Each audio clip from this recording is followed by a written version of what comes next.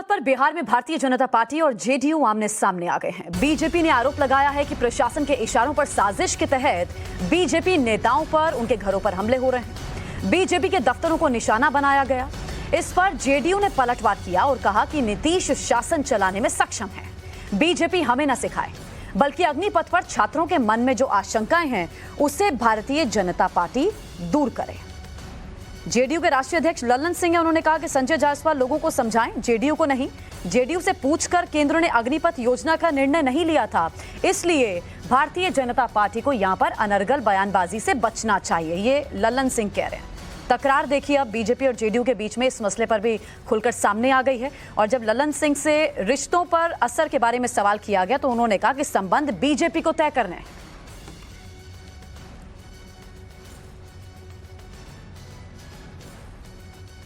भी बिहार में घट रहा है वह जाहिर बात है कि यह छात्रों के द्वारा नहीं हो रहा।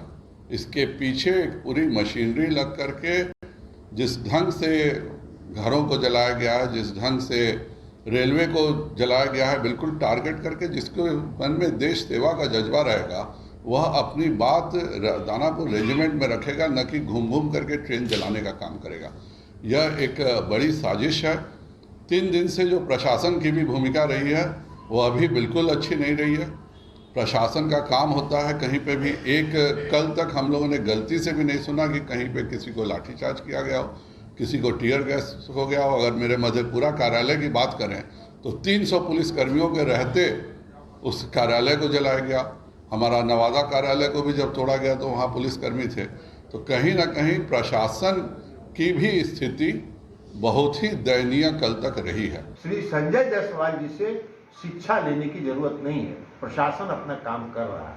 और अगर यही बात है तो भारतीय जनता पार्टी शासित जो प्रदेश है, उत्तर प्रदेश में, हरियाणा में, मध्य प्रदेश में, कई अन्य राज्यों में हिंसक घटनाएं हो रही हैं। वहां क्यों नहीं लोग गोली चलवा दे रहे हैं? मरवा दें हजारों लोगों को, वहां की सरकारों को। संजय जायसवाल जी को कहना चाहिए कि वहां की सरकारों को चाहिए कि सबको गोली से उड़ा दो। तो इस तरह की प्रतिक्रिया जो है वो दर्शाता है कि वो संतुलित नहीं है। को भी आपने सुना, जेडीयू को भी आपने सुना। आप इस समय हमारे साथ साकेत जुड़े हुए। साकेत, अभी समय है छात्रों को समझाने का। असामाजिक तत्वों की बात नहीं कर रही, उनके खिलाफ तो कार्रवाई होगी। अभी समय है छात्रों को समझाने का इस योजना के बारे में। ये तो आपसी तकरार देखने को मिल रही है।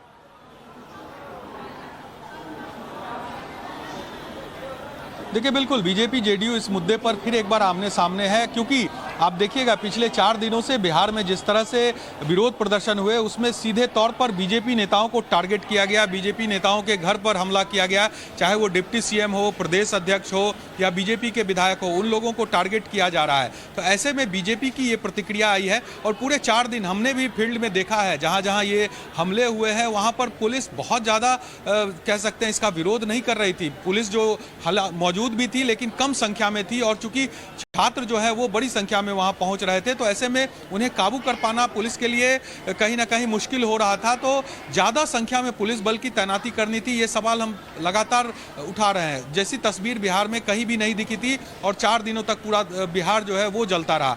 अब चूंकि बीजेपी के प्रदेश अध्यक्ष ने बाकायदा प्रेस कॉन्फ्रेंस करके जेडीयू और खास करके जो प्रशासन है उस पर सवाल उठाया है कि कहीं ना कहीं प्रशासन इस पूरे मुद्दे पर मूक दर्शक बनी रही और इसी का नतीजा है कि इस तरह से छात्र उपद्रव करते रहे और उन पर कोई कार्रवाई नहीं। और उसके बाद जेडीयू ने इस पर पलटवार करके बीजेपी को भी आड़े हाथों लिया है। तो ये एक जो राजनीतिक सियासत जो उठापटक है वो एक बार फिर शुरू है। इससे पहले भी शराबबंदी को लेकर भी कई बार बीजेपी ने सवाल उठाया था, बिहार में कानून व्यवस्था को लेकर भी बीजेपी कई बार, खुद जो प्रदेश अध्यक्ष है संजय जायसवाल, उन्होंने प्रशासन पर सवाल उठाया था। और अब चूंकि इस तरह से जो आंदोलन हो रहे हैं उस पर जिस तरह से बीजेपी ने सवाल उठाया है ये काफी अहम है। और खास करके बीजेपी और जेडीयू की साझा सरकार बिहार में चल रही है, ऐसे में इस तरह का बयान दोनों पार्टियों के शीर्ष नेताओं के तरफ से आना ये संकेत देता है कि पार्टी और गठबंधन के अंदर ऑल इज वेल नहीं है। एक दूसरे पर जिस तरह से ये दोनों पार्टियों के नेता हमला कर रहे हैं, तो ऐसे में अभी जरूरत है कि इन छात्रों को समझाए, इन छात्रों का जो ये आंदोलन है वो कैसे रुके, इस पर